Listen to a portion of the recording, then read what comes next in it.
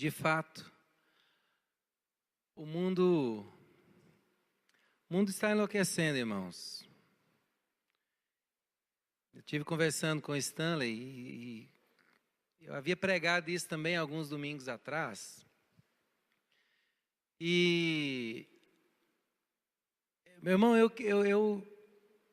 eu sugiro a você que você clame pelo seu Deus. Clame pelo seu Deus. Eu me lembro, talvez aí há uns 12 anos atrás, quando nós começamos o ministério numa Assembleia de Deus, na Igreja Assembleia de Deus. E o Stanley pregando uma manhã lá, ministrando o estudo de Apocalipse, o pastor Stanley disse que nós estamos caminhando para os fins dos tempos. O estudo de Apocalipse fala sobre os fins dos tempos. E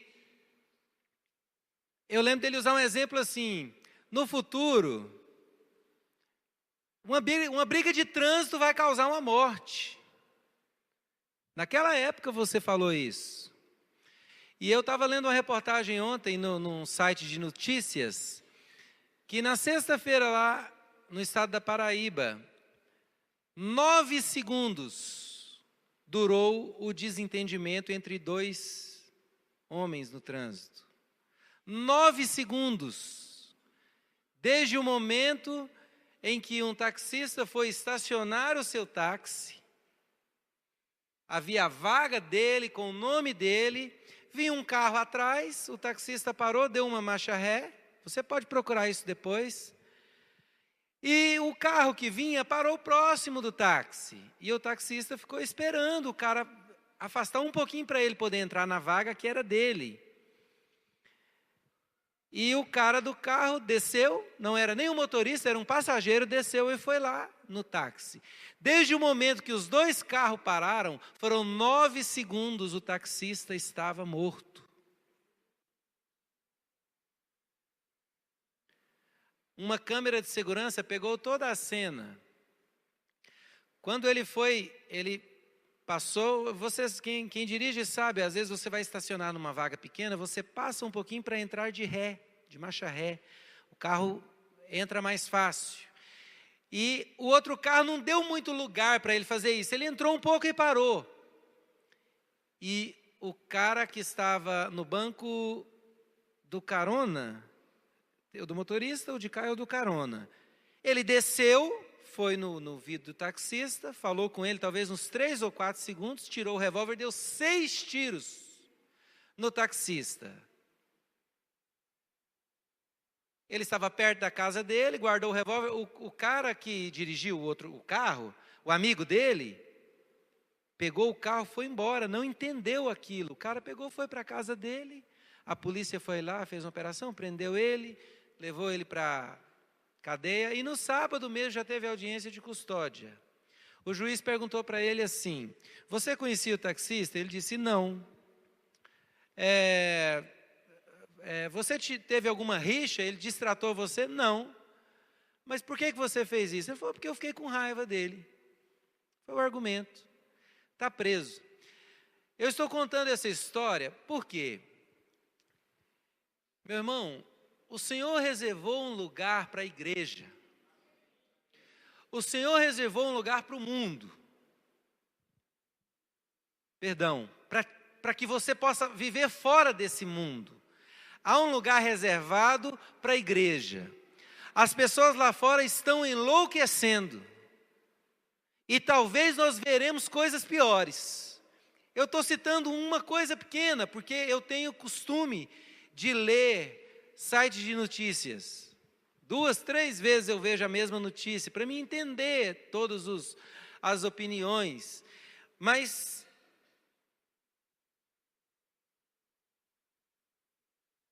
se você não clamar, você não vai conseguir enxergar a Jesus. Talvez, meu irmão, eu quero com todo respeito dizer, talvez você esteja cego, precisando enxergar a vida espiritual com mais seriedade. Eu vou usar o mesmo texto que eu usei a semana passada. Talvez seria uma continuação dessa palavra, mas da palavra de domingo passado, mas eu gostaria de entrar no texto e te mostrar algumas coisas que aconteceu naquela ocasião em que Bartimeu se encontrava à beira do caminho, e quando ouviu falar que Jesus passava por ali, ele começou a gritar: Jesus, filho de Davi, tem misericórdia de mim. Vamos para o texto. Lucas 18, versículo 35.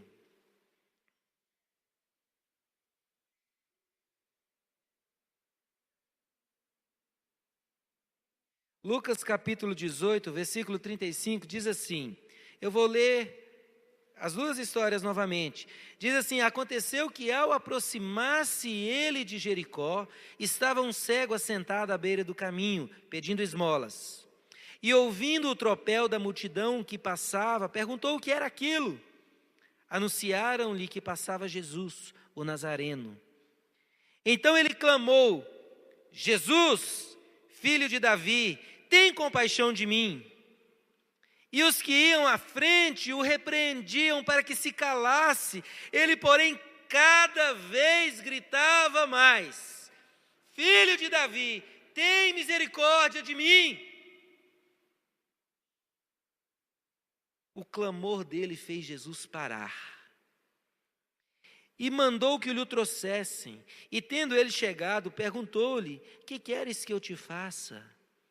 Respondeu ele: Senhor, que eu torne a ver. Então Jesus lhe disse: recupera a tua vista, a tua fé te salvou. Imediatamente tornou a ver e seguia a Jesus, glorificando a Deus. Todo o povo, vendo isso, dava louvores a Deus. Entrando Jesus em Jericó, atravessava a cidade. Eis que um homem chamado Zaqueu, o maioral dos publicanos e rico, procurava ver quem era Jesus, mas não podia por causa da multidão, por ser ele de pequena estatura. Então, correndo adiante, subiu a um sicômoro, a fim de vê-lo, porque ali havia de passar. Quando Jesus chegou àquele lugar, olhando para cima, disse: Zaqueu, desce depressa, pois me convém ficar hoje em tua casa. Ele desceu a toda pressa e o recebeu com alegria. Todos os que viram isso murmuravam, dizendo que ele se hospedara com um homem pecador.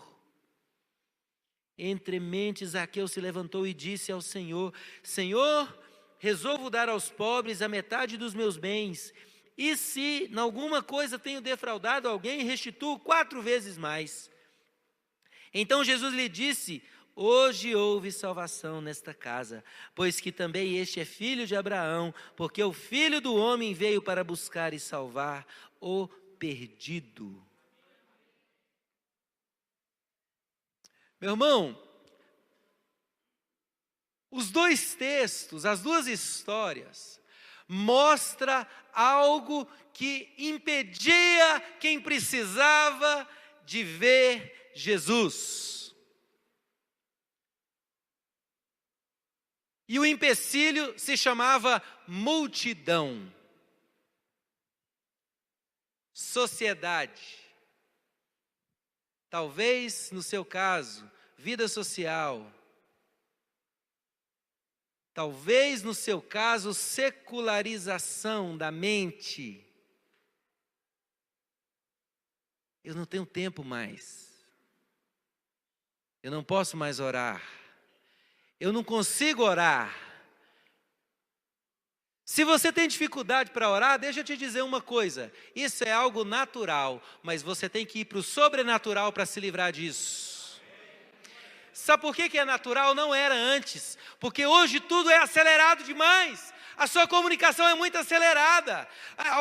O banco acelerou muito a sua vida, porque hoje é muito fácil você ir no banco, sacar um dinheiro, pegar um talão de cheque. Hoje você fica sabendo das coisas que aconteceram do outro lado do mundo, talvez 5 minutos depois. O mundo está sendo preparado para o governo do anticristo e foi acelerado para impedir a igreja de ver Jesus.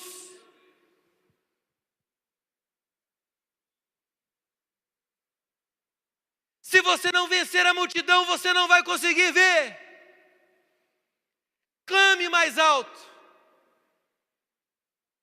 Tome uma atitude que coloca você num lugar aonde os olhos de Jesus possam te alcançar. Jesus não viu os cegos todos que estavam ali. Jesus viu aquele que clamou mais alto. Eu contei a semana passada, vou repetir. No contexto, irmãos, os judeus tinham as leis muito rígidas, muito rigorosas. Então, todo homem com a deficiência explícita naquela época era colocado para fora da cidade. Grande preconceito. Então, os estudiosos dizem que não era apenas Bartimeu que estava fora da cidade. Deveria haver ali muitos cegos, muitos coxos, muitos paralíticos.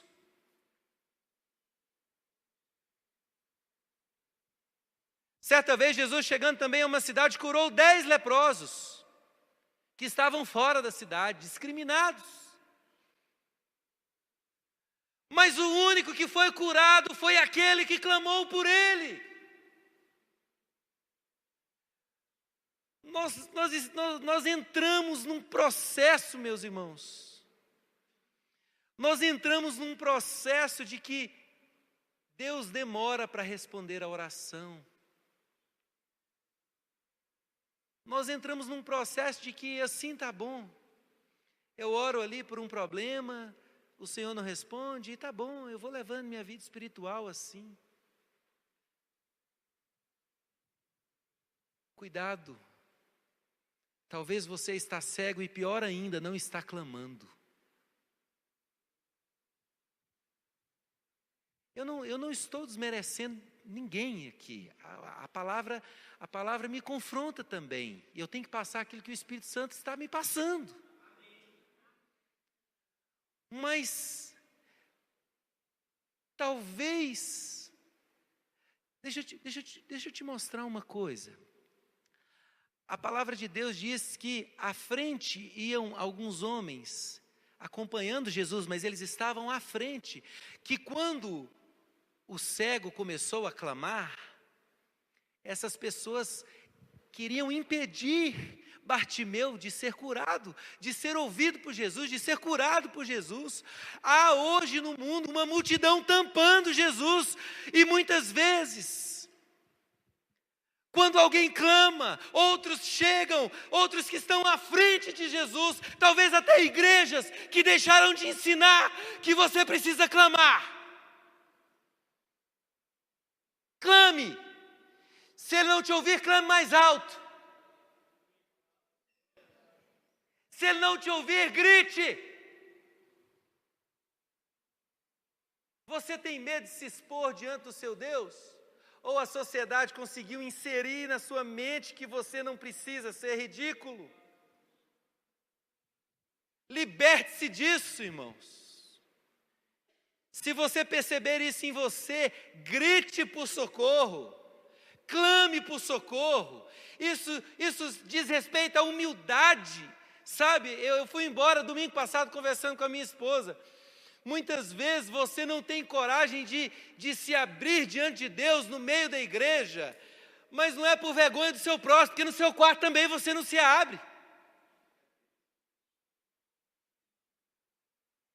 E não é uma questão de vergonha, é uma questão de orgulho. Talvez você diz, eu não canto alto porque eu tenho vergonha. Deixa eu te falar, não é vergonha. É orgulho. Não é? Eu não quero deixar você triste. Só que, meu irmão, eu preciso que você enxergue que se você não clamar, você não vai ser ouvido. E talvez você vai clamar e não vai ser ouvido, porque a multidão tampa Jesus. Talvez a igreja secularizada deste século vai à frente de Jesus. E quando as pessoas começam a clamar, a igreja faz assim: não, não adianta, ele não vai te atender. Primeiro você tem que entrar para a minha igreja, depositar aqui no altar o dinheiro, o dízimo, aí você vai entrar num processo e então Jesus vai te ouvir. As pessoas que na frente tampavam Jesus, protegiam Jesus. Isso não aconteceu, não foi só ali, com Zaqueu também. Mas Zaqueu procurou um lugar alto, porque a multidão atrapalhava também a Zaqueu. A multidão atrapalhou Bartimeu, a multidão atrapalhou Zaqueu, a multidão atrapalhou a mulher com fluxo de sangue, 12 anos. Mas ela entrou no meio da multidão, e enfiou-se no meio da multidão para tocar em Jesus. Ela não podia tocar em ninguém, porque ela estava imunda. Ela sofria de hemorragia há 12 anos, e na lei judaica, uma mulher, quando está menstruada, ela não pode tocar em ninguém, ela está impura. Há 12 anos aquela mulher não tocava em ninguém. Ela se arriscou a entrar no meio de uma multidão e tocar num monte de homens, mas o objetivo era alcançar a orla da veste de Jesus. A multidão atrapalhou a ela, mas ela foi mais forte. Quando ela tocou Jesus, Jesus falou: alguém me tocou. Sabe o que os discípulos falaram? Senhor, nós todos estamos tocando no Senhor. Todo mundo nos aperta, o Senhor quer saber quem foi que tocou? Não, alguém me tocou com fé. Alguém me tocou com fé. Muitos doentes aquele dia tocaram em Jesus e não foram curados. Mas Jesus parou. Espera aí, não, alguém me tocou de forma diferente. Então, meu irmão, tenha força para ir além um pouco mais. Um pouco mais.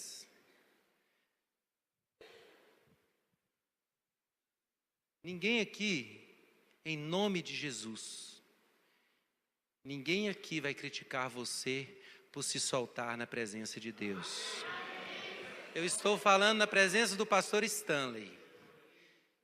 Se alguém debochar de você aqui quando você clamar por Jesus, o pastor Stanley vai disciplinar essa pessoa. Mas aqui você tem liberdade de clamar por Jesus. Com toda a sua força, o mais alto possível, com a sua simplicidade. Não confunda vergonha com orgulho. Deixa o orgulho fora. Mas minha voz é feia. Cante, irmãos, Ele quer ouvir a você. É a você que Ele quer ouvir.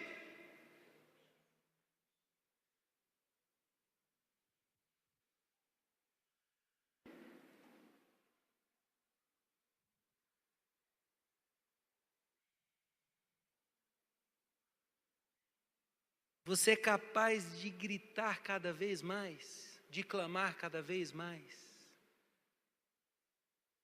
Você é capaz de vencer a multidão.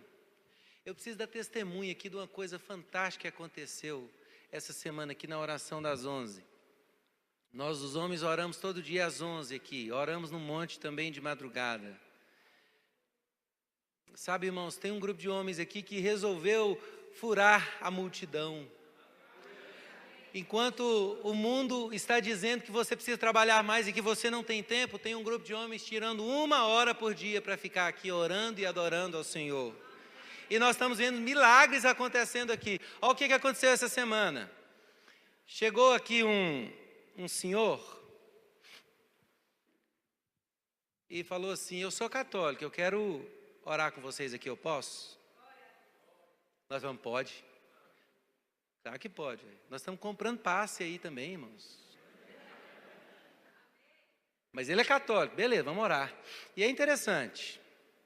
Esse homem veio para cá por causa do testemunho do Gideone. Para a glória de Deus. Mas o Gideone falou para ele do evangelho e da oração aqui. Ele chegou aqui e falou assim: cara, eu senti no Gideone um negócio tão forte que eu tenho que vir aqui ver o que o Gideone faz. Acho que o Gideone nem conhecia muito ele, não. Não conhecia muito ele não, né, Gideone? Não conhecia não, conversou com ele, falou. Ele falou assim, ele falou para mim em particular, longe de onde, falou assim: cara, O jeito que o Gideon falou de Jesus para mim me convenceu. Eu vim para cá. Mas, seu pastor, você deixa eu orar aqui? Eu sou católico. Falei, beleza, pode. Irmãos, ele veio um dia, eu falei, não volta. No outro dia ele veio. No outro dia ele veio. E no outro também veio. Falei, cara. E eu pregando aqui, né? Todo dia uma palavrinha, os irmãos compartilham. Irmãos, eu tive uma conversa com ele no início da semana e eu vi que ele sabe todas as palavras que eu preguei, tudo que eu falei. Ai, até fiquei com medo. Ele tem tudo na mente dele. Aí, sexta-feira, eu acho que foi, nós estávamos sentados aqui, ele sentado aqui, gente reunido aqui orando, ele veio e me falou assim, pastor, deixa eu te falar um negócio. Esse negócio de orar pelos mortos não está certo não, tá?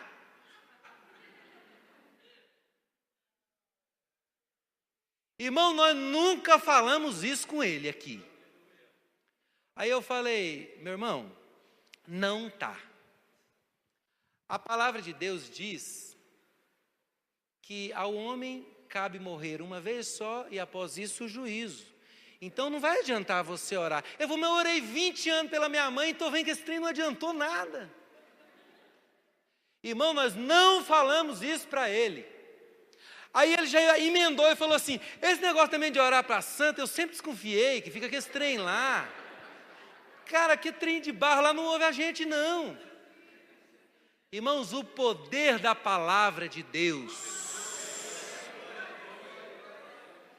O poder da palavra de Deus. Não precisou da gente. Gideon, você pregou para ele não parar de orar para morto? Rezar? Aí ele encostou ali na hora de nós sairmos, né? E ele era assim, ó. Tem mais ou menos um mês que ele está vindo. Ele é aposentado, bem tranquilo, uma pessoa bem de situação, bem mesmo. Aí ele tem uma chácara aqui perto, ele vai lá, quarta-feira ele já vai e fica até domingo. Aí, sexta-feira ele encostou aqui e falou assim, pastor, eu vou te falar a verdade. Hoje cedo eu fui lá, cuidei das galinhas, voltei para cá, porque, cara, eu arrumei tudo quanto é desculpa para estar aqui só para orar. Irmãos, tem algo poderoso que muda a mente das pessoas. Na presença de Deus, meu irmão, na presença de Deus, a sua mente vai ser transformada. Foi isso que Bartimeu buscou, foi isso que Zaqueu buscou, foi isso que a mulher do fluxo do sangue buscou, estar diante de Jesus.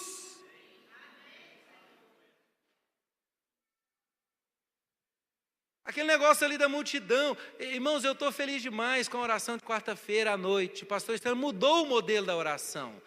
E a igreja agora está todos clamando juntos. Você tem um problema? Vamos orar pelo seu problema, toda a igreja. Eu quero ver resistir, irmão. E eu fiquei feliz muito, muito com o irmão que estava aqui, eu não vou citar. Mas o pastor Estevão falou para ele assim, qual que é o seu motivo de oração? Irmãos, ele abriu o jogo, falou, eu estou com isso, esse problema e esse. Sabe, irmão, isso é humildade. É meu irmão Bolacha. Meu irmão, Bolacha é o apelido dele. É ruim falar o apelido aqui na frente, né? Mas como é que é o nome dele?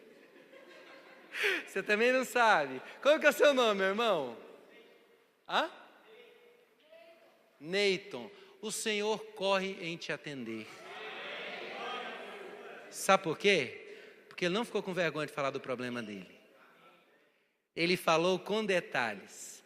Assim como o cego chegou diante de Jesus, ele era cego, Jesus sabia o que ele precisava, mas Jesus perguntou para ele, o que queres que eu te faça? Poxa, se eu sou cego, o que eu preciso? Mas Jesus precisava ouvir da boca dele. Tem gente aqui, meu irmão, na oração, que você perguntou se quer que eu orar, falou, não tem nada não. Meu Deus, seja humilde. Você precisa de muito mais do que você pensa. Talvez está faltando em você saber a sua condição, irmãos. Clame, não me dá oportunidade para eu pedir uma oração, não, o que eu peço. Exponha. O que Jesus fez com Bartimeu foi, o que você quer que eu faça? Jesus precisava ouvir da boca dele, eu quero voltar a ver. Aí Jesus falou, então seja feito conforme a sua vontade. Humilhação, humildade. Aquele cego tinha duas características que conquistaram o coração de Jesus. A primeira, ele clamou com toda a sua força. A segunda, ele era humilde. Ele era humilde para pedir aquilo para Jesus, mesmo estando diante dele, sabendo que Jesus sabia de todas as coisas. Zaqueu era um homem rico. Irmãos, Zaqueu era rico, cobrador de impostos. Ele subiu numa árvore, irmãos. Eu quero contextualizar você aqui. Seria como se nós estivéssemos aqui numa segunda-feira e alguém fala assim, Jesus, o Filho de Deus, vai passar ali na Praça José Alves de Assis. Talvez você iria lá, todo bonitinho, né? Né? Zaqueu era rico, é certeza que a roupa dele era uma roupa boa. Ele devia estar bem arrumado, sapatinho brilhando. Todo mundo conhecia ele, porque ele era cobrador de impostos. Sabe quem que ele era? O fiscal do ICM, que você morre de medo de chegar na sua empresa. Aquele da prefeitura que tem uma motinha escrito fiscalização, assim. Ele era o fiscal. Irmãos, ele não pensou duas vezes.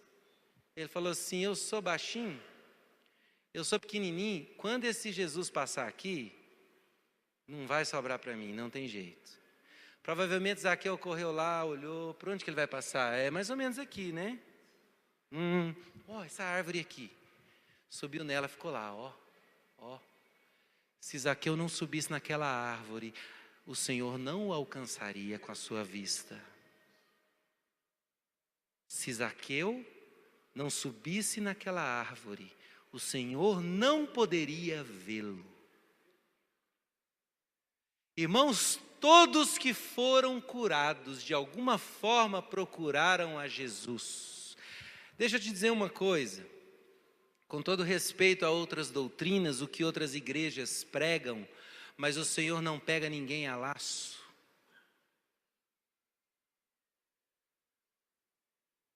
Tem irmãozinhos de outra igreja, vai, eu tentei, vai dar um testemunho, né? Eu tentei fugir de Deus a minha vida inteira, mas eu não consegui, o Senhor me trouxe para a igreja. Deixa eu te dizer uma coisa, o Senhor não força ninguém. Aquele que vier até mim, eu jamais o lançarei fora, mas é aquele que vier até mim. O Senhor quer estabelecer com você algo muito profundo, meu irmão. O Senhor quer tomar o lugar dele na sua vida. O Senhor quer que você dependa dele. Demonstre isso. Dependência. Não deixe o mundo mascarar a sua mente, tampar e fazer você achar que está bom assim, que é assim mesmo, que está tudo normal. Deixa eu te dizer uma coisa. Você precisa muito mais do que você pensa. Tome cuidado, você que pensa estar em pé, cuidado para não cair. Cuidado. Clame por ele dia e noite, se exponha, abra mão um pouquinho do seu orgulho. Eu estou aqui me expondo hoje, irmãos. Eu estou aqui pregando. Você acha que é fácil pregar? Vem cá. Prega 5 minutos aqui, Gilberto. Não é fácil não. Sabe por quê? Você expõe ideias, você precisa da ajuda do Espírito Santo, você fica num apavoramento danado. A visão que eu tive hoje quando eu estava chegando na igreja, eu falei, Senhor, o Senhor vai abrir a cortina na hora que chegar lá?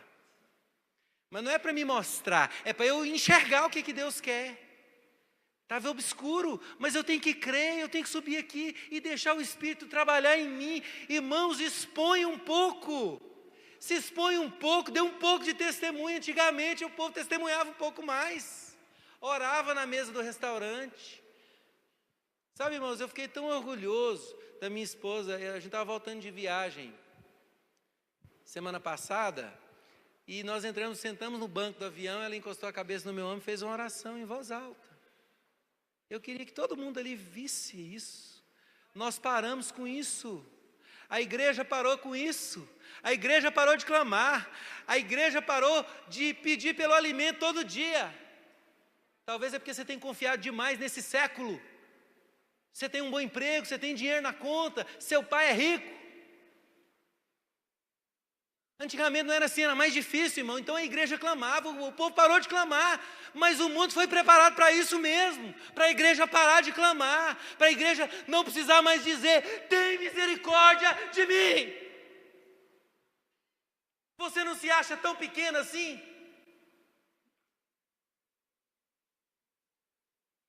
Você não se acha tão pequeno assim para precisar de misericórdia mais?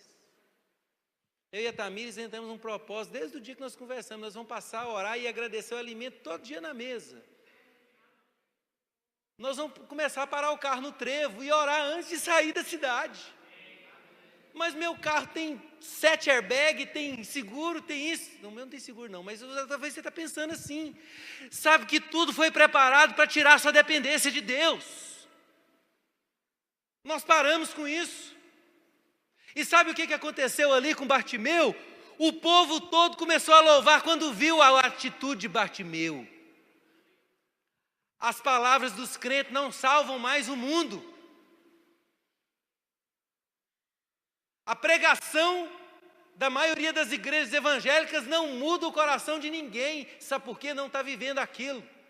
Mas Bartimeu não pregou para ninguém. Só o milagre que aconteceu na vida dele pôs todos para adorar a Deus e louvar a Deus seguindo Jesus. A partir daquele momento, Bartimeu precisou falar: adore. Gente, olha aqui o que ele fez. Não.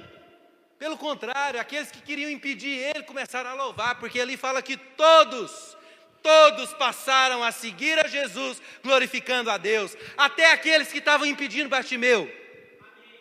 Todos. Quando as pessoas verem a obra de Deus na sua vida, não será necessário palavras para mudar o coração delas. O Espírito Santo não vai dividir a glória dele com ninguém. É Ele que quer fazer através do relacionamento dele com você. Nós não pregamos contra orar para morto, nós não pregamos contra orar para santo, nunca aqui, irmãos. O homem chegou à conclusão. E você quer que isso seja mais forte do que o meu argumento na vida dele? Nunca vai ser. Se eu tivesse falado disso aqui, talvez eu tinha perdido ele. Mas eles estão vendo aqui a gente todo dia, adorando, orando, adorando. Irmãos, eu não preparo uma palavra aqui. Todo dia nós temos uma palavra forte de Deus. Um irmão abre a boca, o outro continua falando, o outro dá outro texto, meio-dia e meio que a gente vai embora. Não, gente, nós temos que ir embora, agora tem que ir embora. O Wesley perde o almoço, tem dia. Rodrigo, meu intervalo de almoço é 1 hora e meia, não dá. Tem dia que eu fico sem almoço, vou embora. Mas ele entendeu o que alimenta ele mais do que o almoço. Irmãos, clame a Ele com toda a sua força.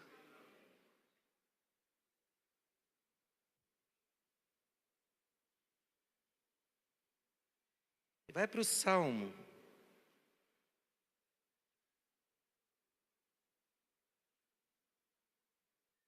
32.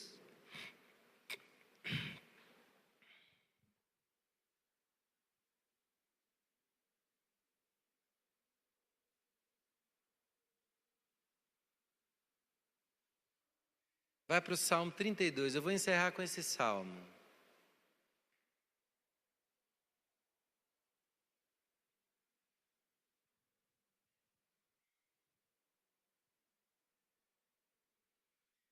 Diz assim, Salmo 32.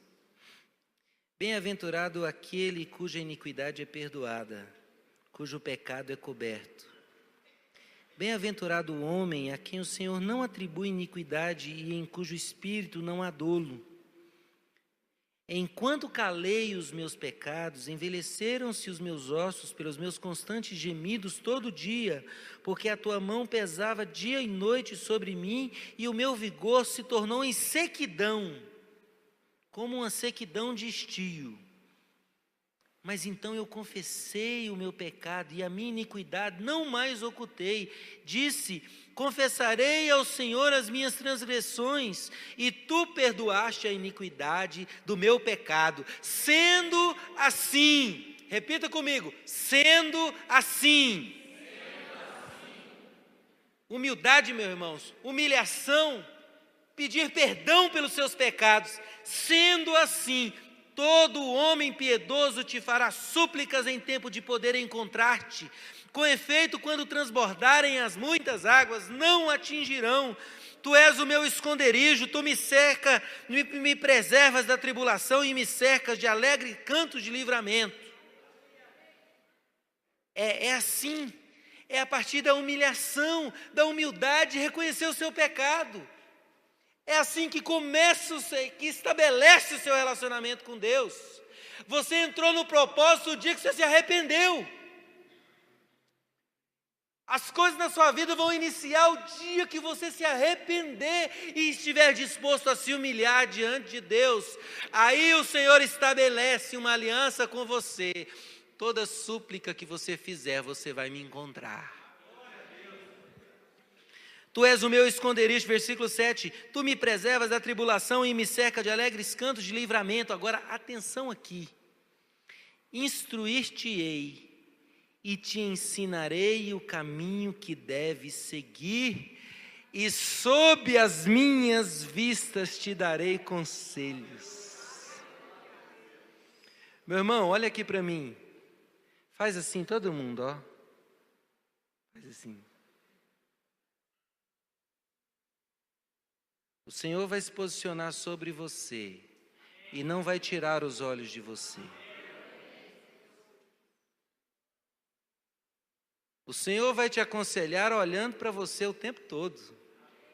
Você acha que algum mal vai acontecer com você? Porque você teve humildade lá atrás, como Bartimeu teve.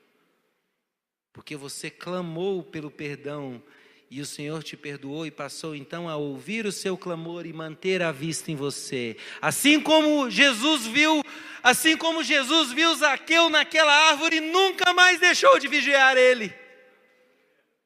Foi a primeira vez que Jesus olhou para Zaqueu e nunca mais desviou a vista dele.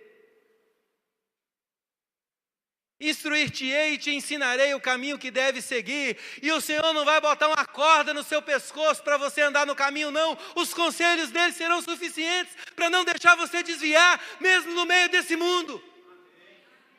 Aquilo que Deus colocar no seu coração tem mais força que um cabresto. Olha o que diz aí à frente. Não sejais como o cavalo ou a mula sem entendimento, os quais com freios e cabreços são dominados, de outra sorte não te obedecem. O Senhor não quer um relacionamento com você pegado no laço, na corda, no cabreço. Você sabe o que é um cabreço? É um negócio que eles enfiam. O Vitor poderia explicar melhor. Quer vir aqui explicar? Já está escondendo ali. Não precisa não. Cabreço é um negócio que você põe no cavalo e força o queixo dele aqui. É esse que é o cabreço ou esse é o freio? O cabreço é aquele que tampa assim. Não é assim que o Senhor quer levar você. Não, mas aqui fala de freio também. Então, o Senhor não quer colocar um freio em você para estar segurando você em tudo.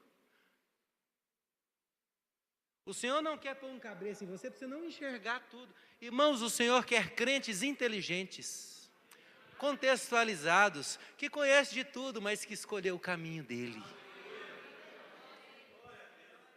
Sob as minhas vistas te darei conselho. Instruir-te-ei e te ensinarei o caminho que deves seguir. Você não vai errar o caminho. Você não vai errar o caminho. Aquele cego que estava à beira do caminho, nunca mais vai estar à beira do caminho. Agora ele está no caminho de Jesus, seguindo Jesus, adorando e glorificando a Deus. Glória a Deus. Vamos adorar o Senhor.